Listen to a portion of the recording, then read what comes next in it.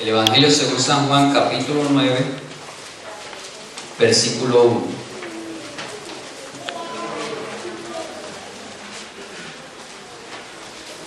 Dice: al pasar Jesús vio a un hombre ciego de nacimiento y le preguntaban a sus discípulos diciendo: Rabí, ¿quién pecó, este o sus padres? Jesús estaba en Jerusalén.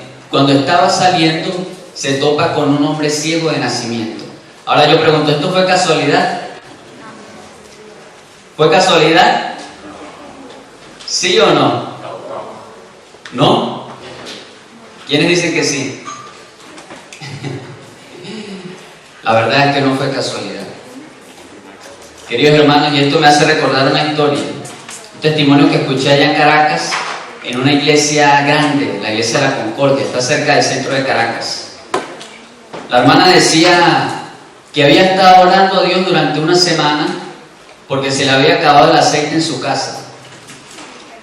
Y entonces le decía: Dios mío, nos hace falta el aceite para comer. Entonces había pasado esa semana entera y no pasaba nada.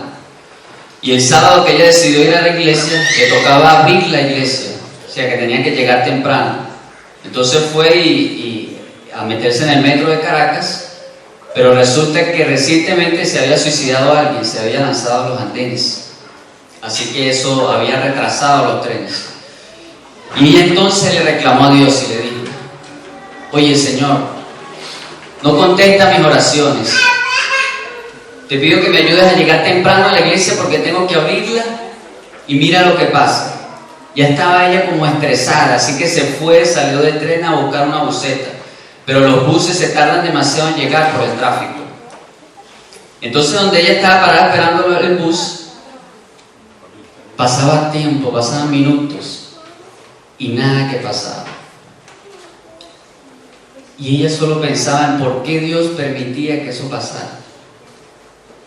¿Sería casualidad? Entonces ella se devolvió porque nada que pasaba el bus, se devolvió a ver si ya el tren estaba funcionando. Cuando ella va bajando las escaleras mecánicas, un hombre alto se le acerca por detrás y le dice: esto viene de parte de Dios, y le entrega una bolsa.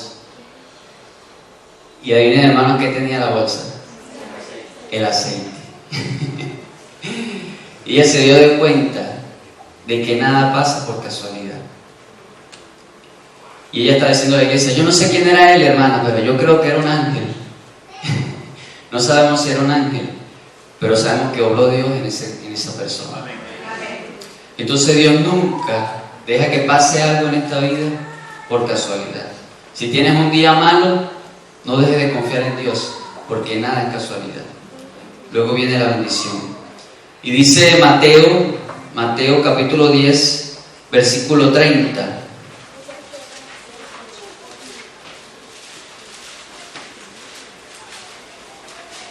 Versículo 29 y 30 dice: ¿no se venden dos pajaritos por un cuarto? Con todo, ni uno de ellos cae a tierra sin el permiso de vuestro Padre. Pues bien, aún vuestros cabellos están contados por Dios. Amén. Entonces, hermanos, fíjense lo detallista que es Dios, que aún nuestros cabellos los tiene contados. No se cae un cabello de nosotros sin que Él se dé cuenta. Nada permite Él que pase sin que Dios lo sepa. Ahora vamos a continuar analizando el capítulo 9 del libro de Juan. Vamos a sacarle provecho a esta historia. Versículo 2. Y le preguntaron sus discípulos: Rabí, ¿quién pecó, este o sus padres, para que haya nacido ciego? Y respondió Jesús: no es que pecó este ni sus padres, sino para que la obra de Dios se manifieste en él. Amén. Ahora los discípulos están allí, está el ciego, y dicen: Rabí. ¿Qué significa rabí? Maestro. Pero no era cualquier maestro. Cuando decían rabí, era un maestro estudiado, era un erudito. Cuando decían rabí a una persona en aquel tiempo, era como decirle una eminencia. Y el ciego estaba escuchando toda la conversación. ¿Quién pecó, este o sus padres? ¿Y qué le dijo Jesús? No pecó él ni sus padres. sino que para que la gloria de Dios se manifieste en su vida ha sucedido esto. Ahora yo me pregunto, ¿será que Dios permitió que ese hombre naciera ciego solo para que un día vieran sus obras, para que vieran su gloria? Suena extraño, ¿verdad?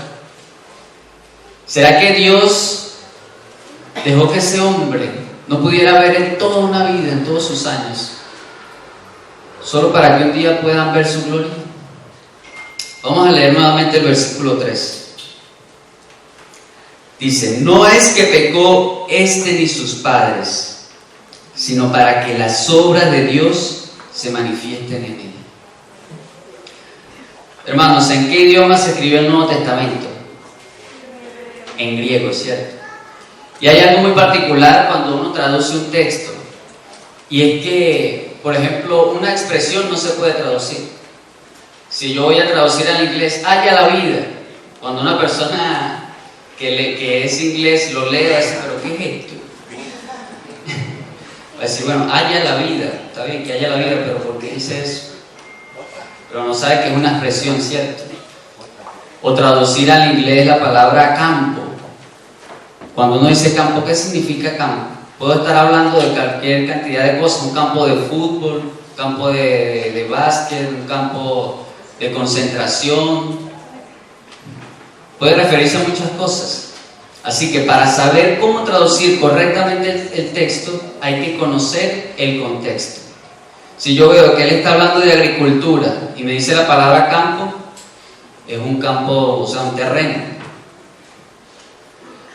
Y eso es lo que sucede acá.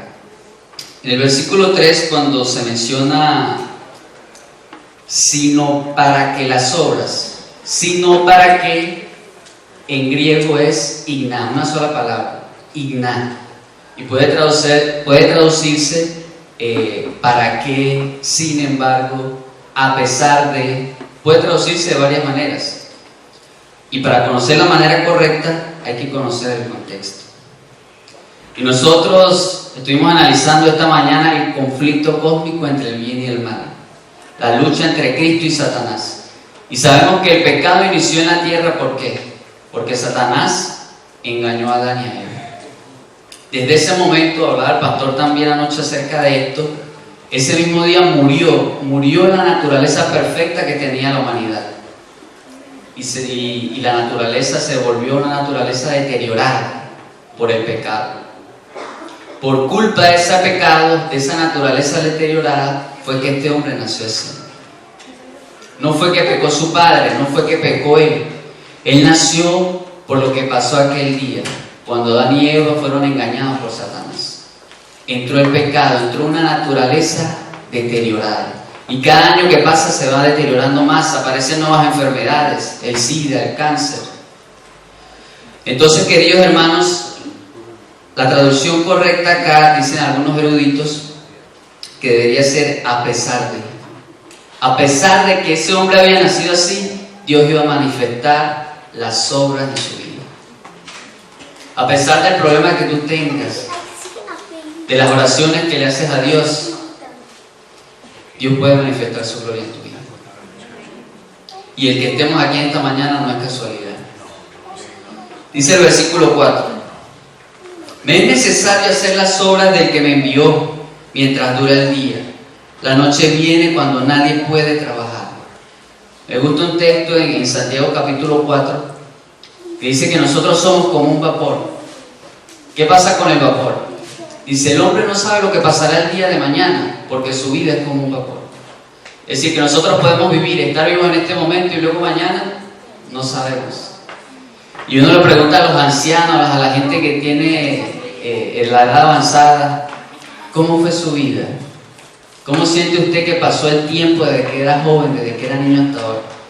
Y dice, no, eso se fue volando. Parece que fue ayer cuando yo era joven, cuando era solo un muchacho.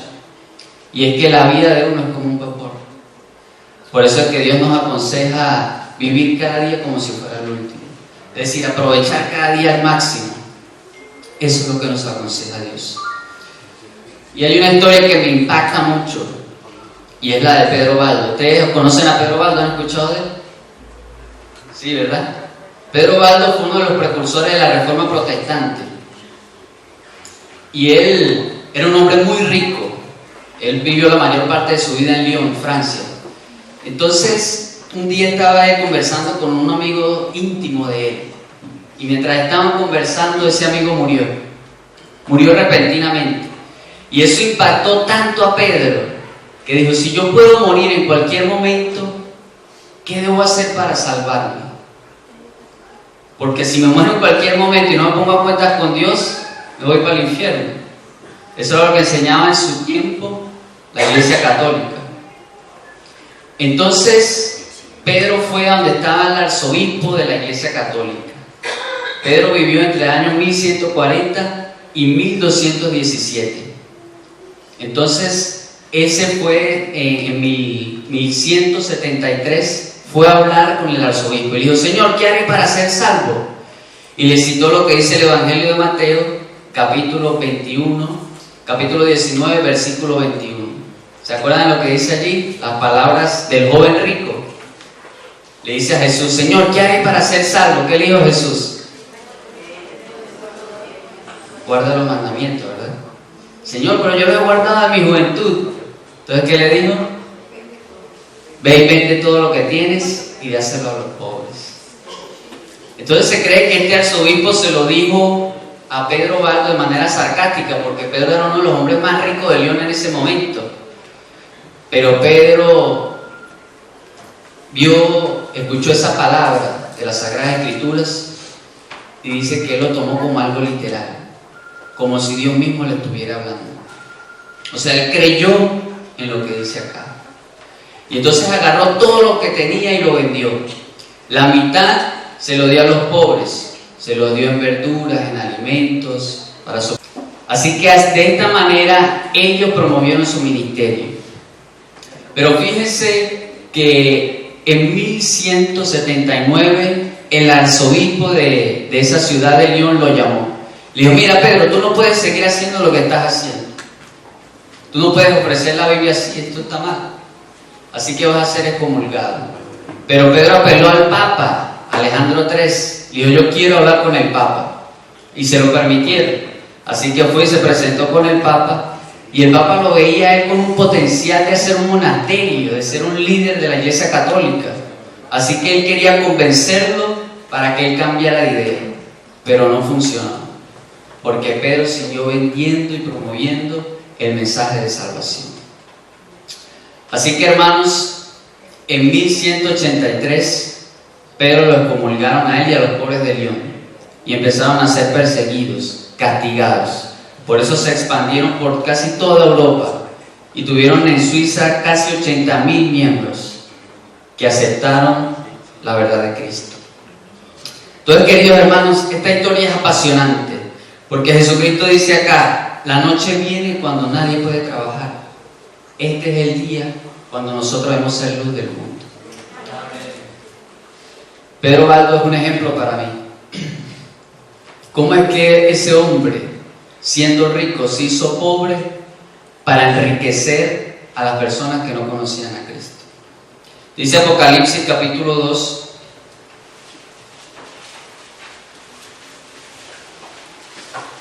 Apocalipsis capítulo 2.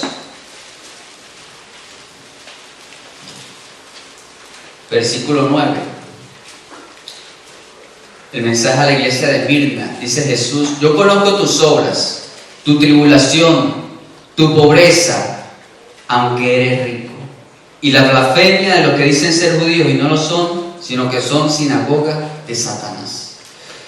Jesucristo le dijo a la iglesia de Esmirna, la iglesia de Esmirna había sido muy perseguida, le dijo, yo conozco tus obras, conozco tu pobreza, pero eres rico. Porque Jesucristo, a través de su sacrificio en la cruz del Calvario, enriqueció a los que eran pobres en espíritu. Así que, queridos hermanos, nosotros somos ricos. Nosotros somos ricos y tenemos riquezas en el reino de los cielos. Pero Baldo reconoció esto y lo vivió.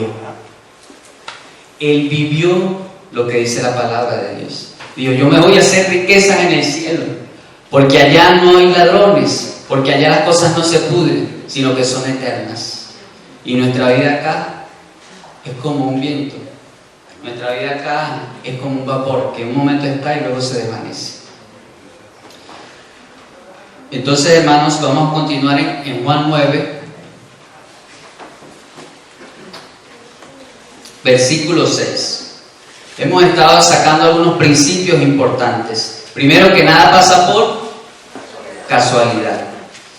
Luego, que Jesucristo no es el culpable de las cosas que nos pasan, sino que a causa de la naturaleza caída de Adán y Eva, nosotros ahorita hay personas que nacen con deficiencias, con enfermedad, y en este caso este hombre nació ciego. Y también hemos aprendido o extraído otro principio, y es que mientras estamos en el mundo, luz somos del mundo. Debemos aprovechar cada día al máximo. Versículo 6. Dicho esto, escupió en tierra, hizo lodo con saliva y untó con el lodo los ojos del ciego. ¿Por qué Jesucristo hace esto? ¿Qué opinan ustedes? Ustedes, hermano, que tienen ganas de opinar. ¿Por qué Jesucristo escupe la tierra y hace lodo y se lo pone en los ojos del ciego? Extraño, ¿verdad? Bueno, como que me preguntó, le voy a decir. En alguna ocasión leí, yo mismo me hice esa pregunta y me hizo recordar lo que hizo él con Adán cuando hizo lodo y formó a Adán. Así que pensé en eso. Amén, hermano. Gracias porque es un hombre sabio, entendido. Así es. Este hombre nació ciego, así que lo más probable es que él haya nacido sin sus ojos. Y así como Dios creó a Adán, del barro lo formó, así de esta misma manera formó los ojos del ciego. Tremendo, ¿verdad? Y además eso sirvió también para estimular la fe de ese hombre. Porque nosotros los seres humanos decimos, uy, hasta que yo no vea, no lo creo. O hasta que no lo tenga ahí, hasta que no lo palpe. Porque somos así. Por eso es que nos cuesta a veces vivir lo que dice la Escritura. A veces nos cuesta hacer lo que Dios nos pide. Entonces sigue diciendo en el versículo 7 que le dijo al ciego: ve a lavarte en el estanque de Siloé, que significa enviado. Entonces este hombre ciego no conocía a Jesús. Tal vez escuchó de él, no lo sé. Pero para él era un completo desconocido. Lo único que sabía era que era lo que habían dicho los discípulos, que él era un rabí. Eso era todo lo que él sabía. Así que él tenía que decidir, o le creía a ese rabí o no le creía. Y yo me pongo a pensar en este tiempo, ¿será que si alguien viene y yo sé que es un maestro o un pastor y me dice, ve a hacer tal cosa, sin decirme para qué o por qué, yo voy a ir? Yo primero le pregunto, ajá, pero ¿qué voy a hacer allá? ¿O qué quieres que haga? ¿Por qué quieres que vaya allá?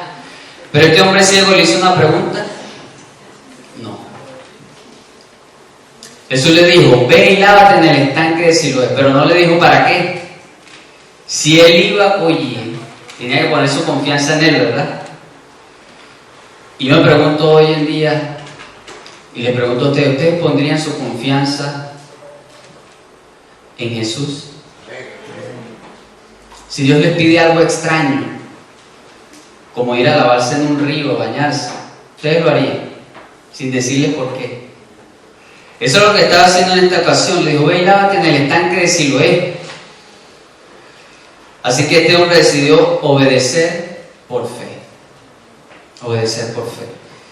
Y sigue diciendo el versículo, entonces fue, se lavó y regresó, ¿qué? Bien. Hay un niño que se llamaba Jimmy. Él vivía en Canadá. Saben que en Canadá están las 4 estaciones, ¿no? A mí sí me llama la atención eso, porque yo quisiera ver la nieve, jugar con ella. y para mí es algo emocionante. Entonces Jimmy anhelaba cuando llegaba el invierno, porque todo se cubría de nieve. Y él acostumbraba a agarrar un trineo y pasear en el trineo, se subía a la azotea y se lanzaba hacia una rampa y se lanzaba. Así que él anhelaba el invierno. Así que un día se despertó temprano en la mañana, se asomó por la ventana y vio que todo estaba cubierto de nieve. Y no lo pensó dos veces, fue a agarrar su tabla, subió arriba a la azotea, a lanzarse en el trineo de una vez.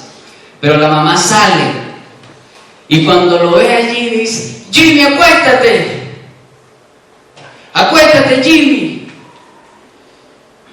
Pero ¿por qué debía acostarse Jimmy? Jimmy pensó, Jimmy ya se había lanzado. Jimmy no sabía que recientemente, no lo había tomado en cuenta, que recientemente habían cercado toda la casa con alambres de púas. Y su mamá, con un intento desesperado de que él se salvara, ella creyó que acostándose tal vez podría pasar entre los alambres. Así que desesperadamente ella le gritó que se acostara, le pidió que se acostara. Y entonces Jimmy, aunque no sabía por qué debía acostarse, no entendía, él estaba jugando, Jimmy obedeció a su mamá y se acostó.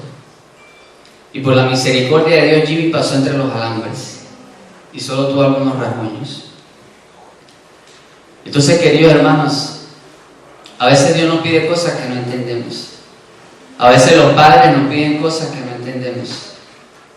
Pero cuando nosotros lo obedecemos, vamos a ver la gloria de Dios. Este ciego decidió obedecer a Jesucristo y vio un milagro en su vida.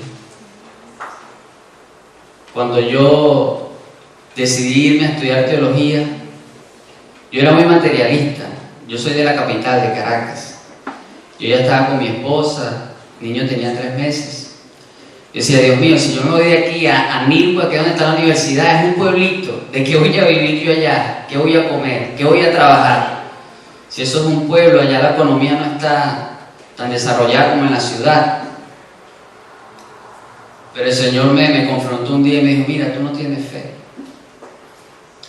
Yo quisiera usarte, yo quisiera usar a todas las personas para ayudar a los demás, para predicar el Evangelio, para enriquecer la vida espiritual de los que son pobres en espíritu. Pero tú no me dejas porque no tienes fe. ¿Qué dice Malaquías? Que Dios es el dueño de ¿qué? Del oro y de la plata.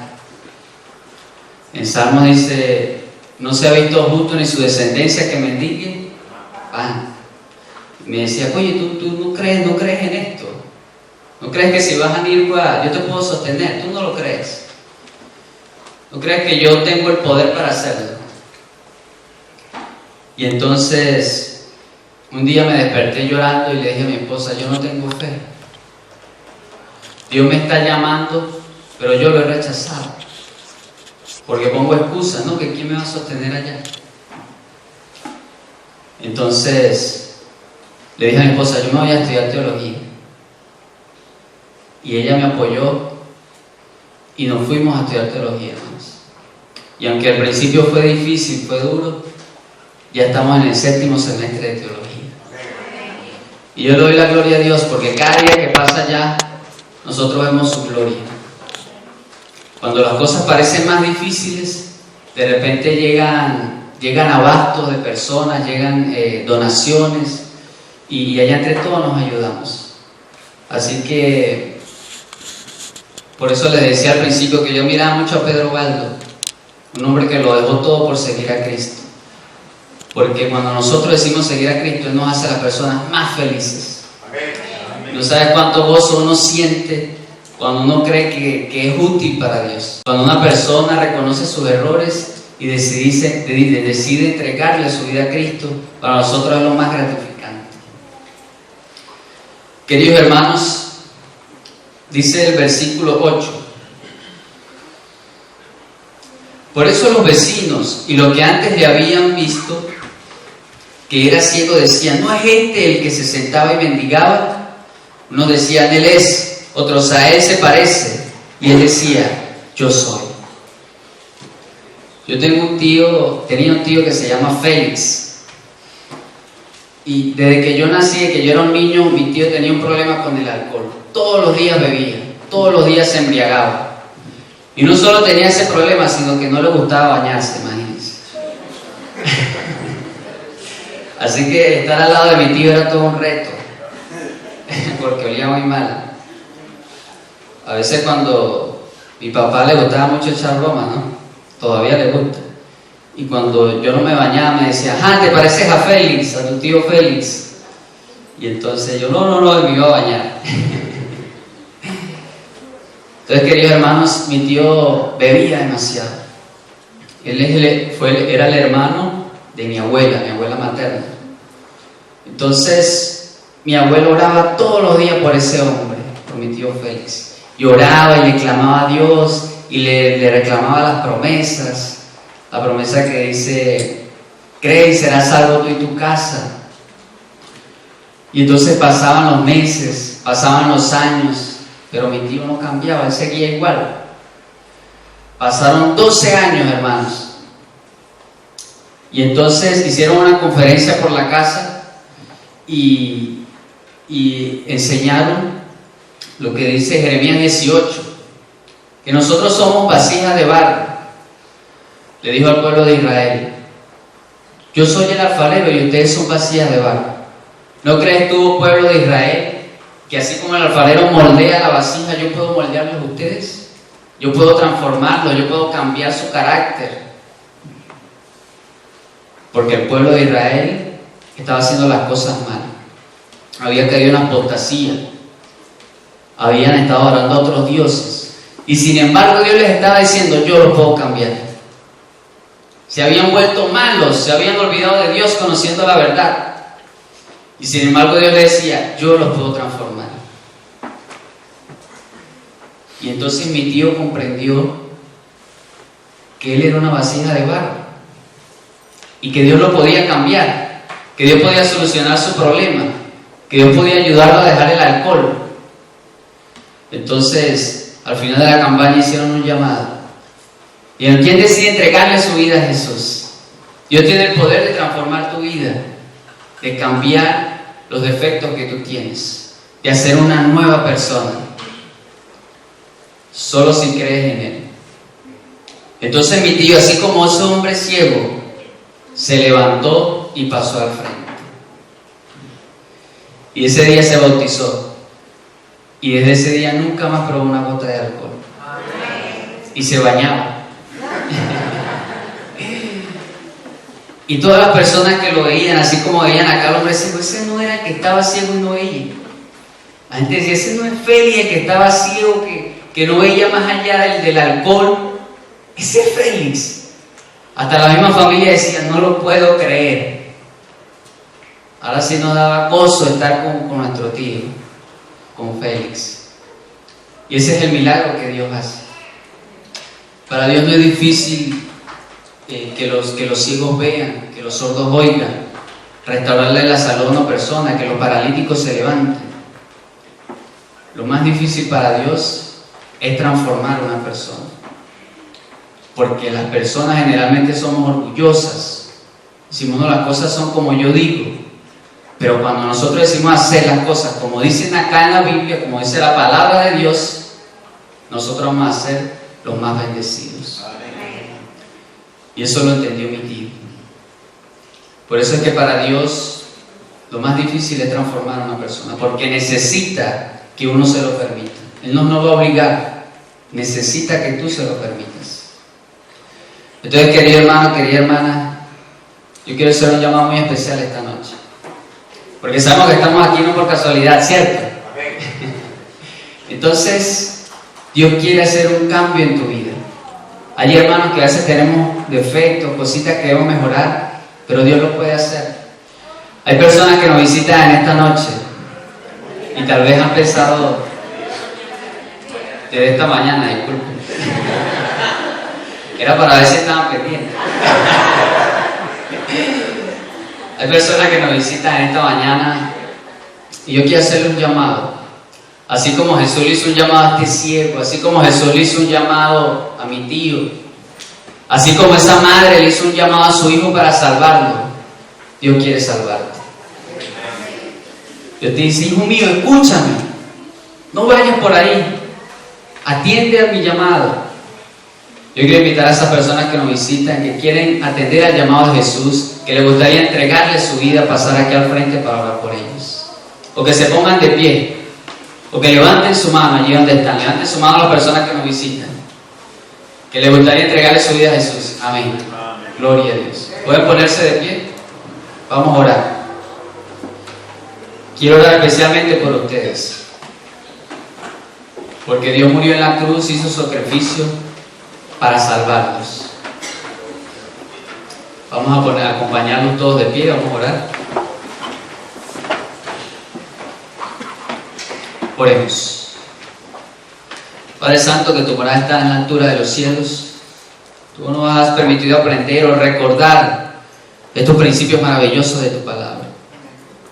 Señor, que nada es casualidad, que los sufrimientos del mundo no es por tu culpa, sino la culpa de Satanás, Señor, que engañó a Adán y Eva y que sigue persiguiendo a las personas hoy en día, para que las personas crean que tú eres el malvado, pero no es así, Señor, sino es por causa del pecado original. También, Señor, nos has recordado que tú eres un Dios de milagros, un Dios que quiere que le obedezcamos, porque cuando lo hacemos seremos los más bendecidos, seremos felices, Señor. Ayúdanos a serte fieles, a obedecerte por fe, Padre. Bendice a tu iglesia de Betania, Señor, a cada uno de sus miembros, a las personas que nos visitan. Ellos quieren seguirte, quieren serte fieles también, quieren responder a ese llamado que tú les haces. Y yo te pido, Padre, que los sigas ayudando y que les des esa bendición que tienes preparada para ellos. Tus bendiciones están allí, Señor, dispuestas, solo que debemos tomarlas. Debemos escuchar tu llamado y avanzar, tomar la bendición. Oh Padre, gracias te damos porque nos has bendecido, porque tú eres grande, Dios, porque nos has hecho ricos espiritualmente. En el nombre de Jesús, amén.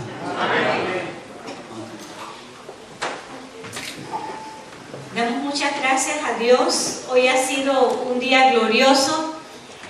Hemos cerrado esta parte del culto donde un grupo de amigos, de hermanos, le han dado este gancho a Jesús, el mejor candidato. Definitivamente el Señor nos ha acompañado. Agradecemos al hermano y futuro pastor Kevin por la palabra expuesta en esta mañana, y damos un reconocimiento y un agradecimiento especial al coro de campanas que hoy se estrena, a este grupo de damas, de niñas, jóvenes y hermanas